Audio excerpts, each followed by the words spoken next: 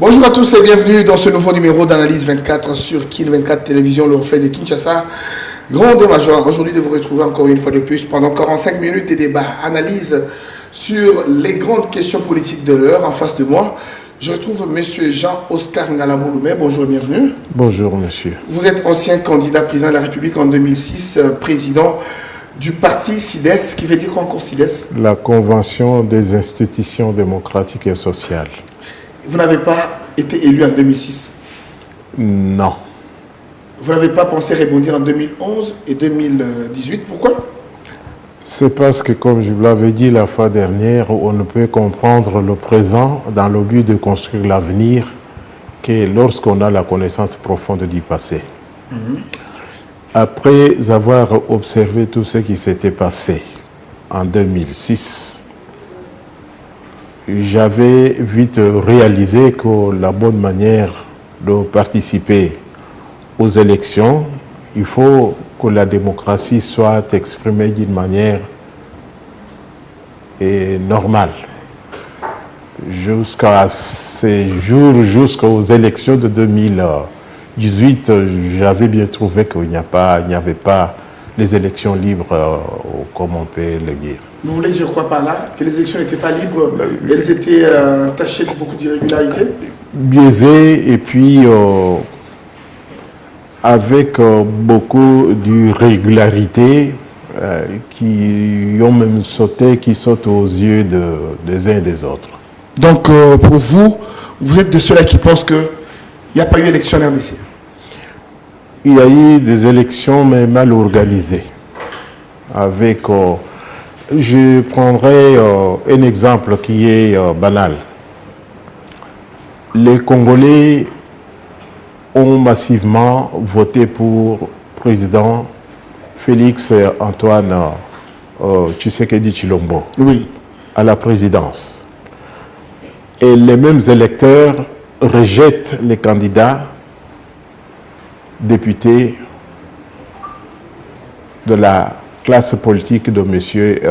Félix Tshisekedi. Est-ce que trouvez-vous ça concevable? Il y a quelque chose qui ne va pas là-dessus. Je rappelle à tout le monde que vous étiez candidat président de la République en 2006 et c'était à votre retour après pratiquement 25 ans d'exil sous Mobutu. 27 ans. 27 ans d'exil sous Mobutu. Et c'était pour vous un ouf de soulagement quand il y a eu une chute du régime Mobutu? Je peux vous dire que le régime de Mobutu était plus... avait une base solide à l'extérieur. Parce que la bonne manière de le combattre, c'était d'aller là où il avait des relations solides.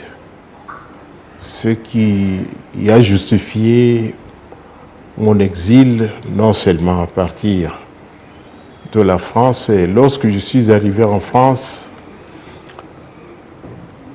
en 1975, il y avait comme président de la République Giscard d'Estaing et Premier ministre Jacques Chirac. Ça qu'il n'y avait pas moyen de tellement bouger pour faire quelque chose de négatif à l'endroit de Mobutu.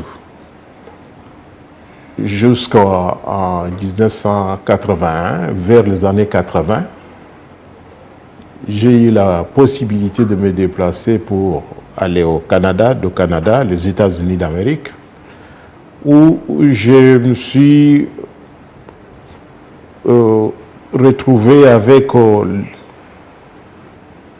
la facilité de m'exprimer et puis démontrer le mal du régime de Mobutu. Et je crois, pour ne pas exagérer, que j'ai été très écouté. Et pour ne pas exagérer aussi, je crois que mes analyses ont contribué à ce que le régime de Mobutu tombe. Donc vous êtes parmi les gens qui ont cautionné le départ de Mobutu? Je ne peux que vous le confirmer. Et votre retour, vous êtes retourné un homme libre sans problème, Preuve, vous avez postulé comme candidat président de la République en 2006. Mais nous avons lu une publication que vous venez de faire sur le retour de Moïse Katumbi, qui revient aussi, cette fois-ci, en homme libre après l'abandon des poursuites judiciaires contre lui. Mais vous vous opposez à son retour. Pour quelle raison? Non. Ce n'est pas moi qui ai publié ça. C'est une analyse qui est faite par un certain monsieur qui démontre un certain nombre des mouvements qui ont été dessinés par le président Katumbi vis-à-vis de Félix Antoine Tshilombo, et qu'il nécessite une attention particulière de la part du président de la République. Parce que ce n'est pas un secret que je vais vous dévoiler ici. Allez-y. Et j'ai été informé lorsque M. Katumbi et M. Félix Antoine Tshisekedi Tshilombo s'étaient déplacés aux États-Unis et ils avaient parlé à quelqu'un comme quoi qu'ils allaient travailler ensemble. Et à ma grande surprise, au niveau de Genève, je n'ai pas compris comment M. Katumbi s'est détaché de M. Félix Antoine Tshisekedi Tshilombo pour soutenir M. Fayulu. Bref, c'était son choix. Et aujourd'hui, il dit qu'il va rentrer pour organiser l'opposition républicaine. Oui. Il a dit, au moins ce que j'ai souvent dit, mais il a dit selon ces termes. Moi, je suis de ceux-là qui ont toujours défini l'opposition comme républicaine devant tout d'abord commencer par soutenir les efforts fournis par l'administration en place, condamner les échecs et proposer les pistes de solutions. Je ne souscris pas à l'opposition qui ne fait que mettre des jugements sans nuance, sans se donner la moindre peine d'évaluer ce qui a été bien fait et ce qui reste à faire. D'où, pendant une certaine période, je me posais la question de savoir si réellement Kabila n'avait rien fait. Et les gens me prenaient pour un kabiliste. Je leur disais, je ne suis pas kabiliste, mais je suis par contre réaliste. Parce qu'aujourd'hui, on constate que nous avons la cité de l'OIA, nous avons la RTNC, nous avons Palais du Peuple, nous avons Stade Martyr et nous avons Pont Maréchal, pour ne pas citer aussi Yinga et d'autres infrastructures. Oui. Et toutes ces œuvres ou toutes ces réalisations, je crois qu'on ne reviendront que sur le crédit du président Mobutu qui, pendant la période de son existence, bien qu'il avait mal gouverné, il a au moins réalisé un certain nombre d'œuvres. D'où ce que je dis pour le président Mobutu, je peux le dire pour Mouzé, je peux le dire pour Joseph et Kabila aussi. Voyez-vous, il ne faut pas tout mettre... C'est comme j'étais sur un plateau de télévision lorsqu'on me posait la question de quelle opposition j'appartenais. J'ai posé la question aux journalistes, je m'oppose à quoi? Parce que le président Félix venait de prendre le pouvoir. Il fallait lui donner le temps de l'observer. C'était en observant et lui donner la chance pendant un certain temps avant d'apporter des jugements. Merci, on a bien compris là-dessus, mais le vrai problème, c'est que c'est par rapport d'abord au retour de Moïse Katumbi, qui était parti dans des conditions que vous savez, déjà ce matin aussi. On parle de la réapparition de Nemwanda Semi, qui fait polémique aujourd'hui. Beaucoup de gens pensent que Nemwanda Semi doit rentrer en prison. Quelle peut être votre analyse?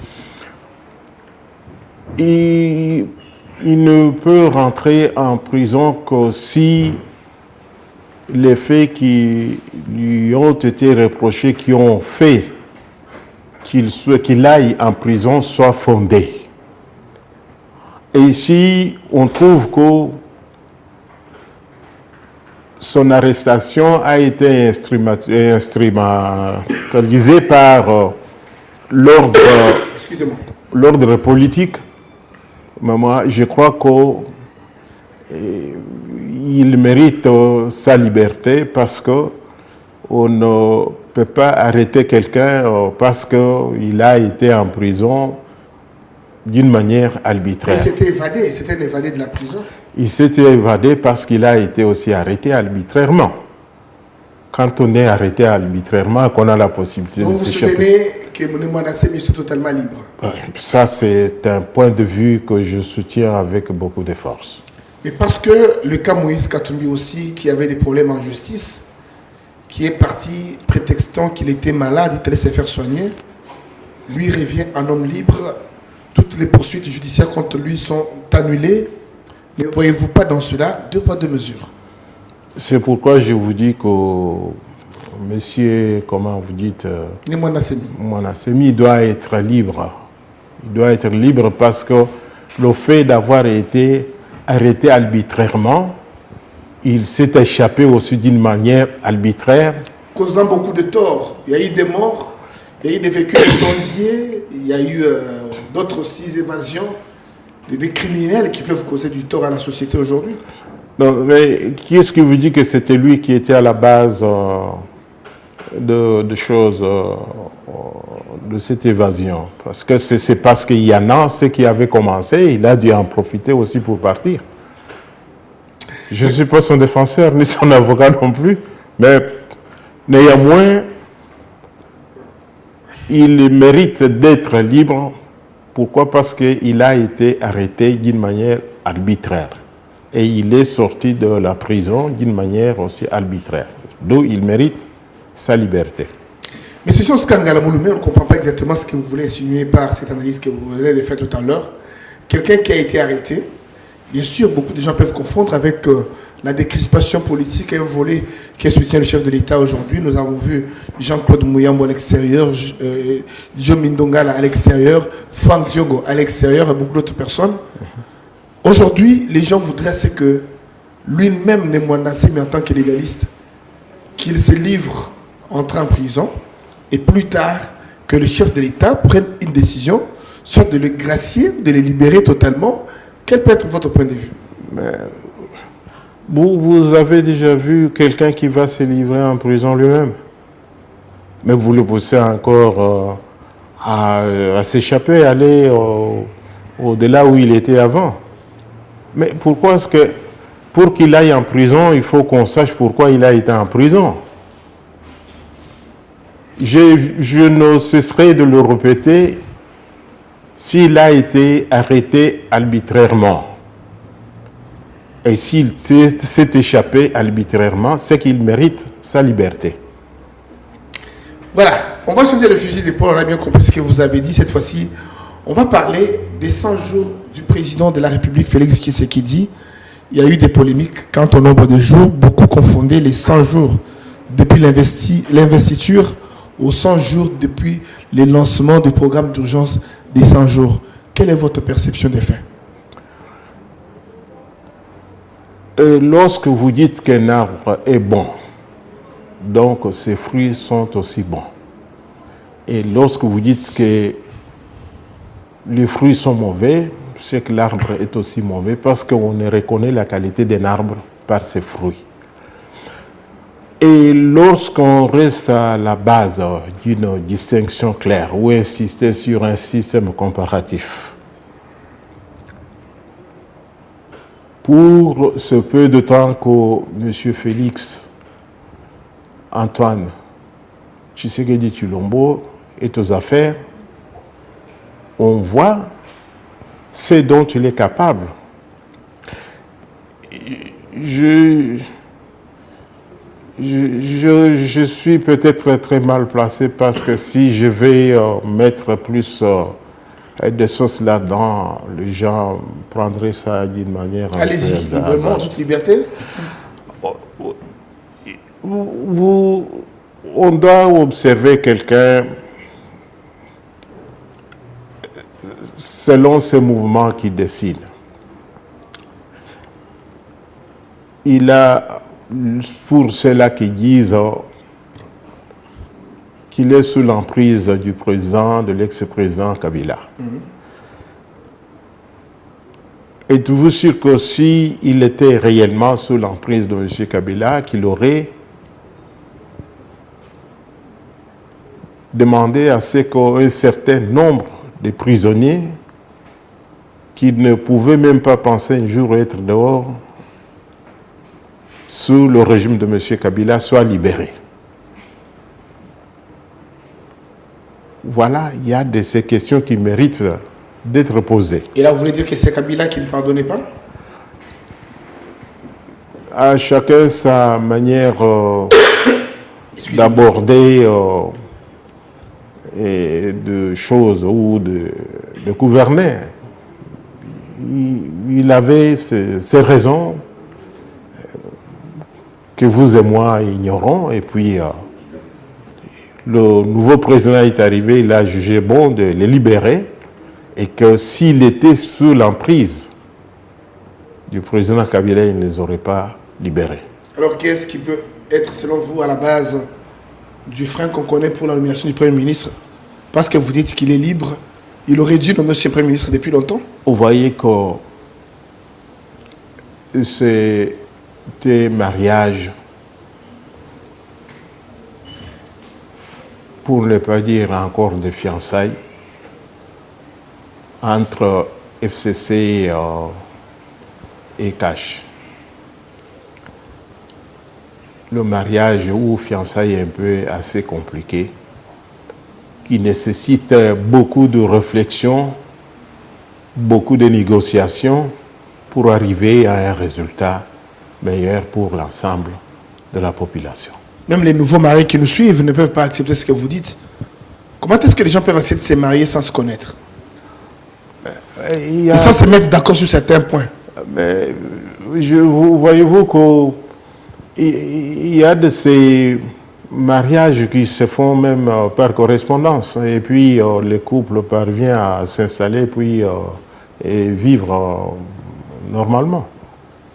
Vous voulez dire quoi par là? Je veux dire que ça n'était pas nécessaire qu'ils se connaissent davantage pendant la période de fiançailles pour arriver au mariage. Mais bientôt 4 mois, Félix sent toujours un gouvernement, pas toujours le nom du Premier ministre. Ne voyez-vous pas que c'est une perte de temps? Il serait malvenu de ma part de vous dire que ce n'est pas une perte du temps. Mon souhait serait à ce qu'il y ait un gouvernement responsable,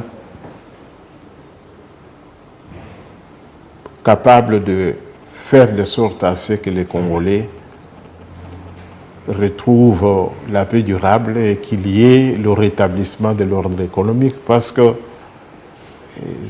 comme je vous avais dit la fois dernière, que les élections ne garantissent pas la démocratie.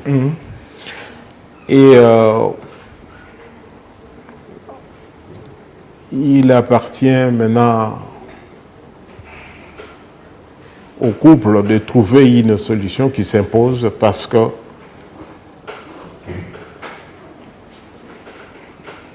59 années après l'indépendance est une durée suffisamment longue devant permettre une réflexion profonde pour qu'apparaissent des tendances nouvelles. De ce fait, quelques questions majeures s'imposent. Elles consisteraient à savoir comment peut-on rendre la confiance et l'espoir au peuple congolais? Comment peut-on sortir le pays du gouffre de la crise économique, sociale, voire même culturelle, qu'ils traversent pendant cette période de l'histoire menacée. Voilà les quelques questions majeures auxquelles seuls les Congolais de concert avec les membres de la communauté internationale doivent trouver la réponse. À votre avis, quel peut être le plan de sortie de cette crise économique que connaît le pays?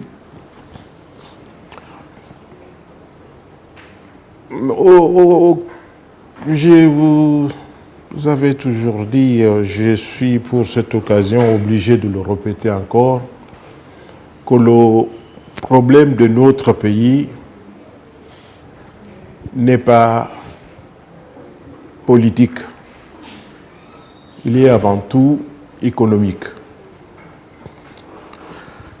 Parce que lorsqu'on parle de la politique, j'entends par là la démocratie.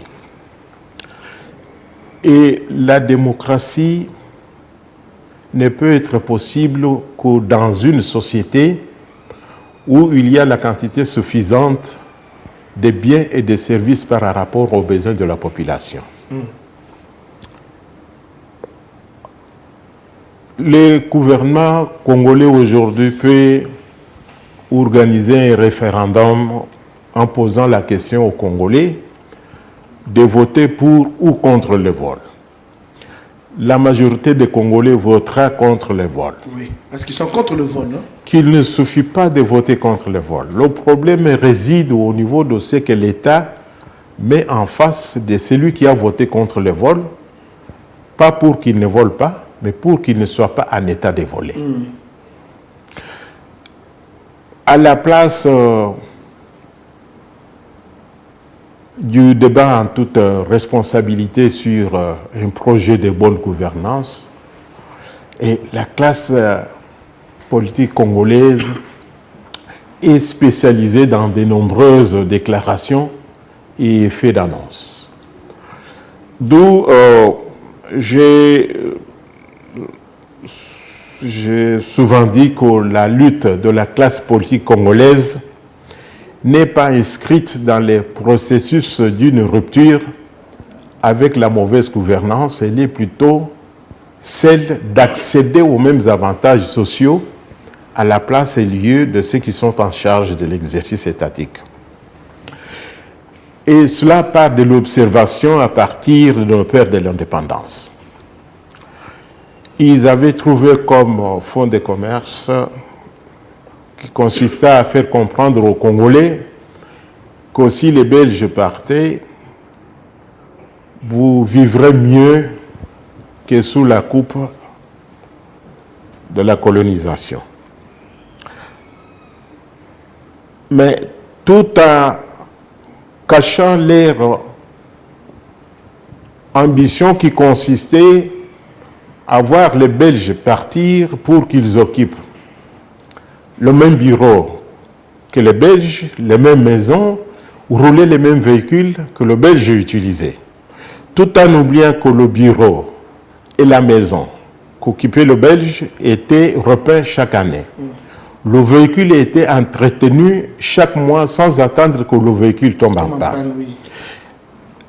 La parcelle ou le jardin ou la parcelle dans laquelle, dans la résidence où habitait un Belge, il avait un jardinier qui payait déjà même ses impôts grâce à son salaire. On ne pouvait en aucune manière soupçonner un Belge couper l'arbre de son jardin pour préparer le haricot. Et nos pères de l'indépendance qui n'ont cessé de rabâcher les oreilles aux Congolais comme quoi si les Belges partaient, nous serons mieux, on les a vus à l'œuvre en train de se chamailler pour des intérêts personnels. Tchombe, Kassavubu, Lumumba, et il est haut. Tout ça que pour avoir une parcelle de pouvoir, pour ses intérêts personnels. C'est-à-dire leur politique consistait à la politique de « ôtez-vous de là que je m'y mette ». Oui. Jusqu'aujourd'hui, ça continue même là. Et lorsque Mobutu les observait, à son tour, il leur disait « ôtez-vous de là que je m'y mette ». Malheureusement, Mobutu est aussi arrivé aux affaires tout en étant dépourvu d'un projet d'alternance, un projet de bonne gouvernance. Et lorsque Mobutu est arrivé aux affaires, on l'a vu avec les gestions. Et Mouzé aussi, dans la brousse où il s'est trouvé, il disait « ôtez-vous de là que je m'y mette ». Oui. Mouzé est arrivé aussi, tout en étant aussi dépourvu d'un projet d'alternance. Et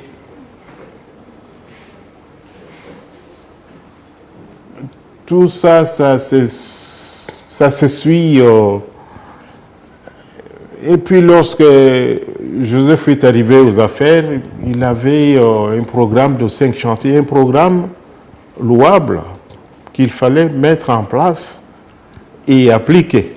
Mais dans l'application, on avait vu autre chose que la bonne gouvernance, d'où on cessait de nous parler de changement de mentalité et nouvelle citoyenneté, émergence 2030. J'ai souvent utilisé cet exemple et j'en profiterai pour cette occasion aussi. Enfin, lorsque vous demandez à un Congolais de changer la mentalité, d'arrêter même la corruption, c'est bien bon. Je suis enseignant animé d'une volonté exceptionnelle de changer la mentalité. Pour partir de chez moi vers le lieu de mon travail, je dois emprunter le transport chez mes voisins. J'ai 3 mois de loyer impayé. Les minervales de mes enfants impayés, l'eau et l'électricité impayées. J'arrive à l'école. Je passe l'examen. J'ai 70 étudiants. Sur 70, il y a 40 qui réussissent. 30 qui ont échoué s'organisent, préparent l'enveloppe et ils viennent me trouver en face. Monsieur, nous savons que nous avons échoué, mais nous ne voulons pas reprendre la classe. Voilà le cadeau qu'on vous a apporté. Une enveloppe. Et devant cette situation, de quel côté l'enseignant va se pencher? Et ce que je dis pour l'enseignant, je peux le dire pour l'agent d'ordre, à qui on remet une arme, sans tenir compte de son salaire. Et si cet agent d'ordre utilisait cette arme pour arrondir ses fins du mois, qui incombe la faute? À vous qui lui avez remis une arme, sans tenir compte. Mais là, il n'y a pas la conscience aussi de la personne elle-même qui doit voir que, écoutez, la conscience doit être aussi mise en pratique pour que je donne la bonne image de ce que je fais comme travail. Le ventre affamé n'a point d'oreille. Et la science sans conscience, c'est la ruine de l'âme aussi. Je vous ai dit tout à l'heure, je peux continuer avec des exemples. Lorsqu'il s'agit d'un fonctionnaire, un huissier, dont le rôle consiste à transmettre les dossiers. Et lorsque vous venez avec les dossiers, vous devez mettre les sous-bassements pour que le dossier passe. Et quand vous venez avec les dossiers, le huissier est dans l'obligation de contrôler pour voir s'il y a les sous-bassements, c'est-à-dire bakchiche, la corruption. Et quand il n'y en a pas, il vous regarde en face. Il vous dit, mais papa, il y a un dossier boulumbuboy. Ce que l'ingi musique mi bongatia kaka mundanakati. Et c'est grâce à ces bakchiches que le huissier paye le transport. Parce que seulement avec son salaire, il ne peut pas supporter le transport pendant tout un mois. Et c'est grâce à ces bakchiches qu'il paye les loyers, qu'il paye la nourriture, qu'il paye les minéraux de ses enfants. Et vous allez demander à ces huissiers, sans tenir compte de son salaire, de changer la mentalité. De quoi il va vivre? De bon sens. D'où, lorsqu'on a un malade, il faut lui administrer un traitement approprié à la place des calmants. Aux questions actuelles, nous devons y apporter des solutions proprement économiques, pénétrées d'intelligence et de raison. Alors, s'il vous est demandé, M. Jean-Oscar Ngala Mouloumé, présentement, de donner un conseil au chef de l'État, Félix Tshisekedi, qu'est-ce que vous lui direz jusqu'ici qui n'a pas eu à faire? il est sur la bonne voie. Mais il a besoin d'être soutenu, faire de sorte... Parce que dans la politique, dans la bonne gouvernance, il y a du donnant-donnant, c'est-à-dire aidez-moi à vous aider.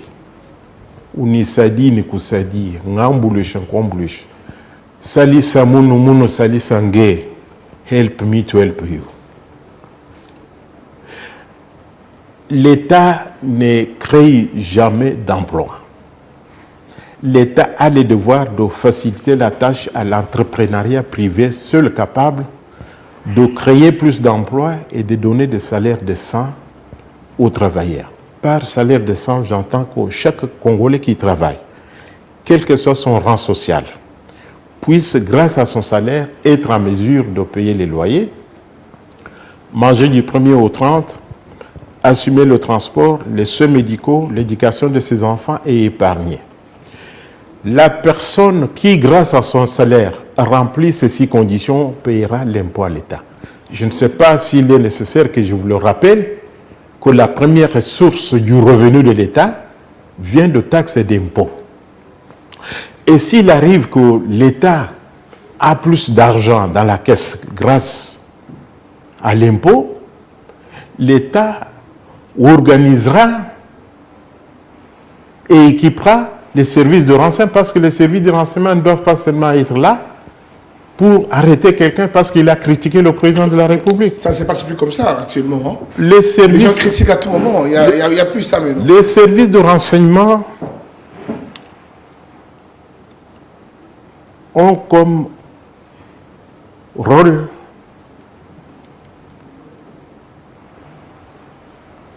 tout d'abord, ils doivent avoir les départements de tout ce qui relève de la vie quotidienne.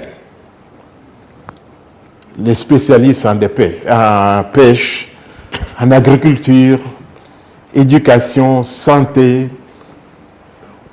enseignement. Et tous ces gens, ces spécialistes ont comme rôle prélever les données dans la vie courante, dans les secteurs qui sont les leurs, analyser et proposer les pistes de solutions aux gouvernants.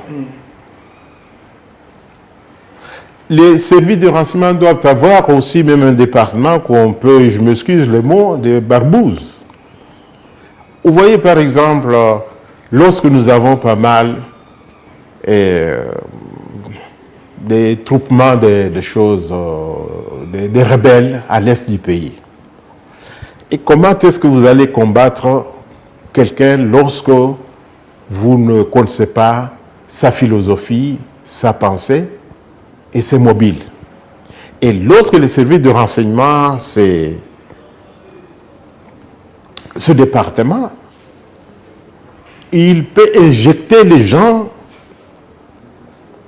dans les choses, dans les troupements des choses des rebelles, vivre avec eux pour avoir des informations sur les mobiles. Donc il faut mettre tout le monde à l'aise pour que les choses aillent bien de l'avant. Vous avez compris. Et pour que l'État le fasse, il a besoin de moyens. Et l'État qui a plus de moyens grâce aux impôts peut non seulement organiser, équiper la police, l'armée et l'administration publique. Et l'État qui a plus de moyens grâce aux impôts peut réaliser les grands travaux publics. Il peut construire des ponts, des routes, et des hôpitaux, des prisons. Et l'État qui a plus de moyens grâce aux impôts payera décemment les fonctionnaires, les agents de l'État. Monsieur Jean-Oscar, dans 5 minutes, ce sera la fin de cette émission Analyse 24 avec vous. Et ça va très vite. Nous avons déjà consommé 40 minutes.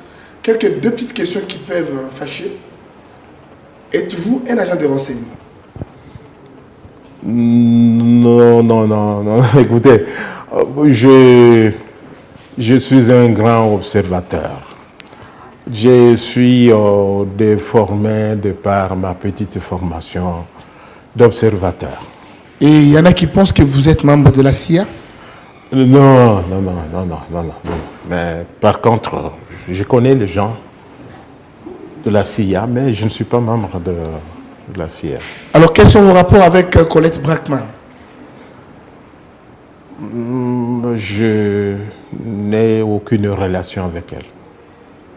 Et pourquoi vous n'êtes pas trop impliqué dans la gestion de la chose publique? C'est mal me connaître. Je suis de ceux-là qui pensent que à la place de trop de discours, il faut se pencher sur les problèmes qui consistent à rétablir l'ordre économique. Voilà, ma grande faiblesse consiste à ce que l'économie soit rétablie, à ce qu'il y ait plus de Congolais qui travaillent, moins de chômeurs. En 2006, candidat président de la République non élu, je ne pense pas que vous avez atteint même 5%. Non. Et 2011, parce que je n'avais pas fait la campagne. 2011-2018, vous n'avez pas eu de moyens pour postuler? Les moyens, on les trouve lorsque les moyens, on ne les dispose pas, on peut les trouver auprès des amis. Mais pourquoi vous avez pris le risque de jeter l'argent comme caution pour être candidat président de la République en 2006?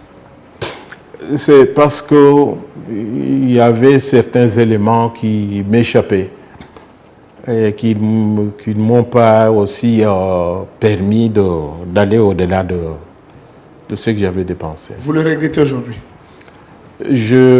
Dans la vie politique, je vous dis que je suis dans l'opposition depuis 1975. C'est pour vous dire que si j'ai regretté quelque chose, j'aurais déjà abandonné. Qu'est-ce qui reste à faire pour le réveil d'un Congo fort et prospère? Il faut faire de sorte à ce qu'il y ait plus de Congolais qui travaillent, moins de chômeurs, et les Congolais qui travaillent, qui ont un salaire de ça, qui leur permettent de remplir ces 6 conditions que je viens de vous citer. Et ces Congolais-là payeront l'impôt à l'État. Vous voyez, même les pays dits développés, lorsqu'ils nous tendent la main, ils nous disent attention, avec l'argent qu'on vous donne, c'est l'argent de nos contribuables. Les contribuables chez eux, qu'il faut que leur pays se développe, ce sont des gens qui travaillent et qui paient l'impôt. Et nous allons terminer avec vous. Habituellement, l'invité se pose une question et répond lui-même. Vous vous posez une question et vous donnez la réponse. Non, je développerai seulement une idée qui consisterait à vous dire que le Congo ne sera jamais reconstruit dans un climat de haine, d'exclusion et de vengeance. Parce que les formes devant revêtir les bonnes relations entre les membres de la même communauté sont à la portée de ceux-là qui y souscrivent et qui pensent en ce sens.